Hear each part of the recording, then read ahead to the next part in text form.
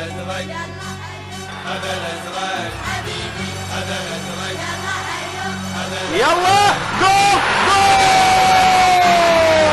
محمد اشراف جول جول لمنتخبنا الوطني. قلت لك شوية حظ في دقيقة